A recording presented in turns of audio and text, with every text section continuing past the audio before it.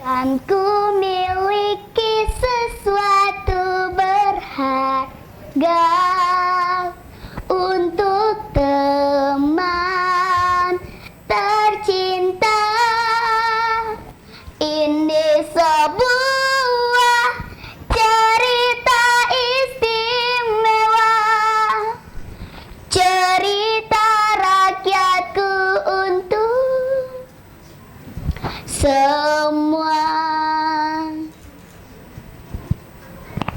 Dewan juri yang saya hormati, hadirin dan para peserta lomba yang berbahagia. Assalamualaikum warahmatullahi wabarakatuh.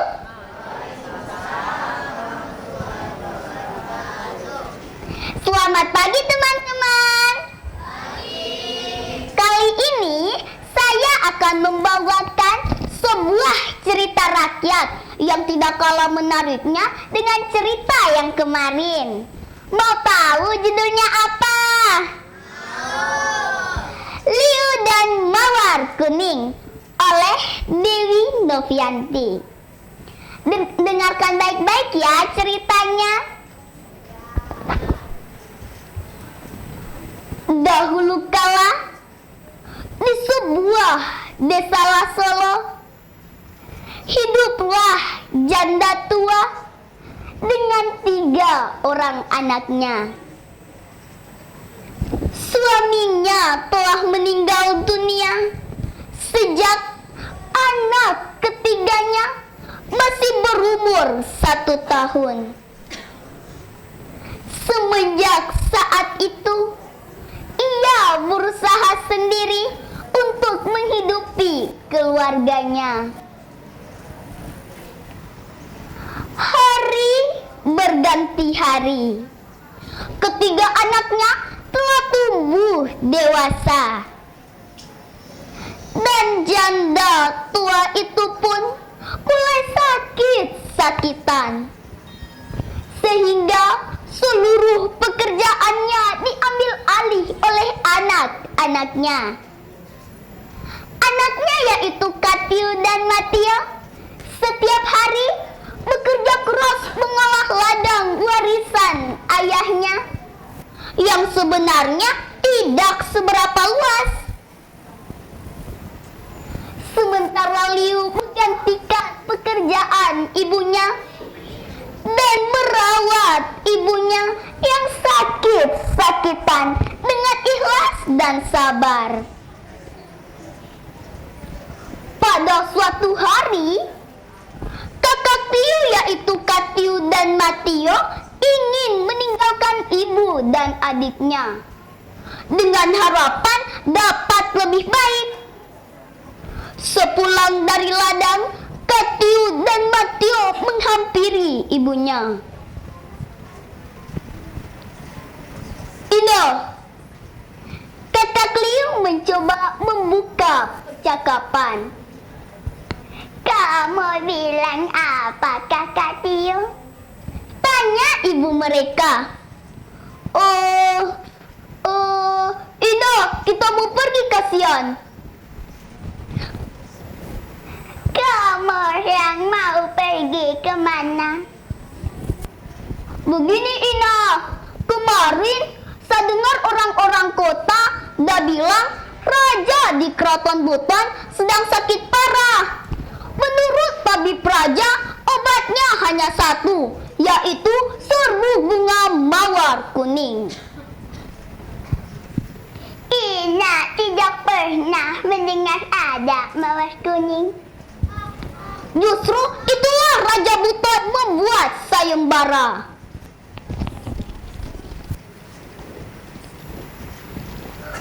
"Barang siapa yang berani mempersembahkan mawar kuning, maka akan kunikahkan dengan putriku apabila dia seorang perjaka.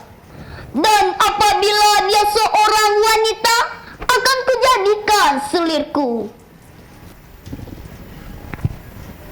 "Jadi, kamu yang mau pergi mencari itu bunga,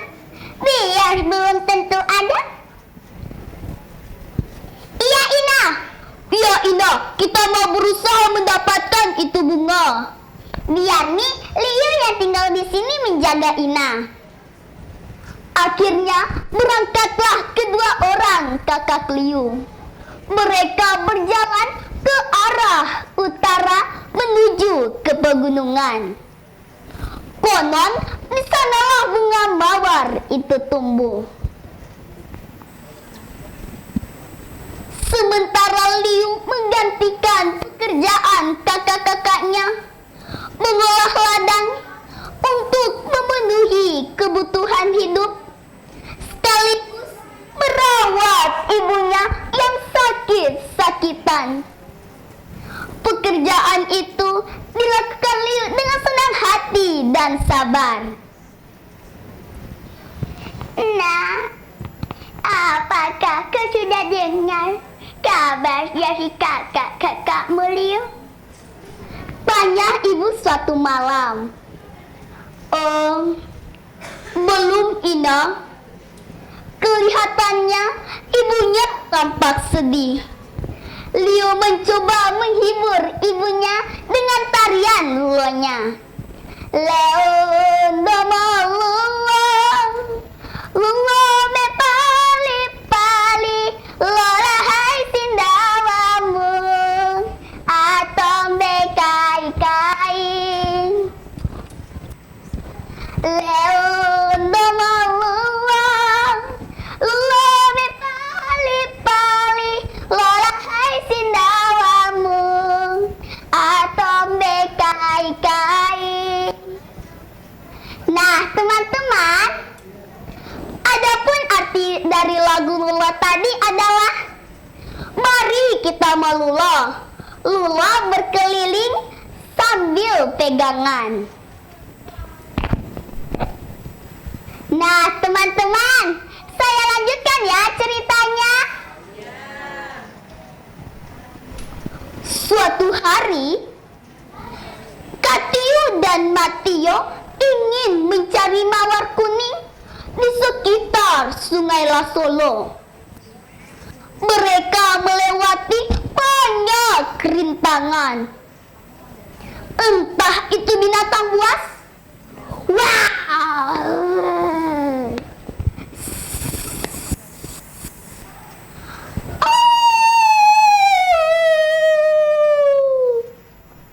Panas terik serta dinginnya malam. Setibanya mereka di Sungai Lasolo, mereka melepas lelahnya di bawah sebuah pohon hingga mereka tertidur pulas.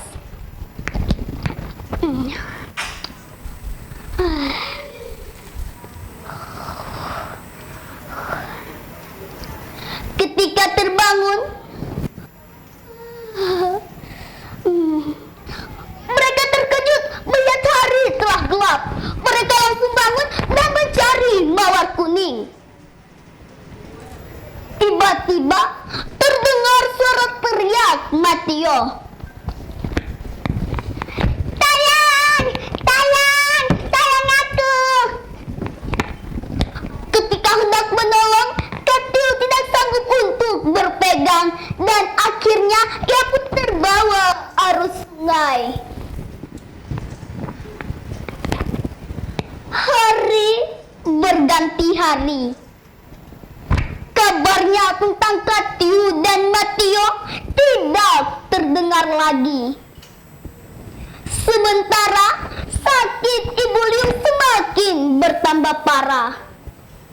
Namun Liu An yang merhati mulia ini selalu merawat ibunya. Nah, apakah kau sudah dengar kabar dari kakak-kakakmu, Liu? Belum, Ina. Pasti mereka akan cepat kembali. Hibur Liu.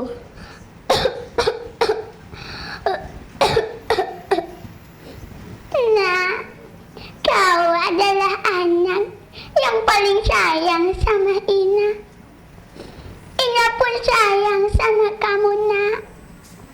Kesabaran dan cintamu pada Ina disaksikan oleh Tuhan. Dan setiap saat Ina selalu berdoa agar kamu bahagia, nak. Malam itu hujan sangat deras, angin pun bertiup kencang. Di pangkuan anaknya, janda tua itu pun menghembuskan nafas terakhirnya dengan mengucapkan, Asyhadu Allah ilaha illallah wa asyhadu anna Muhammadar Rasulullah. Ina bangun Ina, jangan tinggalkan Liu Ina. Ina bangun, kumohon jangan pergi. Keesokan harinya, Ibu Liu pun dimakamkan tepat di samping makam ayahnya. La ilaha illallah, la ilaha illallah, la ilaha illallah. Setiap hari setelah mengolah ladang, Liu pergi ke makam ibunya untuk berdoa. Ya Allah, ampunilah dosa-dosaku dan dosa kedua orang tuaku. Sayangilah mereka sebagaimana mereka menyayangiku di waktu kecilku. Pada suatu hari, Liu mendapatkan tumbuhan kecil di samping makam ibunya. Liu menjadi yakin bahwa bunga itu adalah bunga mawar kuning. Liu segera memetiknya dan membawanya di istana Keraton Buton serta menyerahkannya kepada tabib raja. Sesuai dengan ramalan tabib, setelah meminum ramuan serbu bunga mawar kuning, raja sembuh dari penyakitnya. Beliau memenuhi janjinya. Liu dinikahkan dengan putrinya. Liu hidup bahagia di Keraton Buton. Ia dikaruniai 2 orang putri yang cantik jelita. Ketika Raja Buton mangkat, Liu diangkat sebagai raja, sebagai pemegang tahta kerajaan. Dalam memimpin rakyatnya, ia dikenal sebagai pemimpin yang baik dan bijaksana, sehingga dicintai oleh rakyatnya.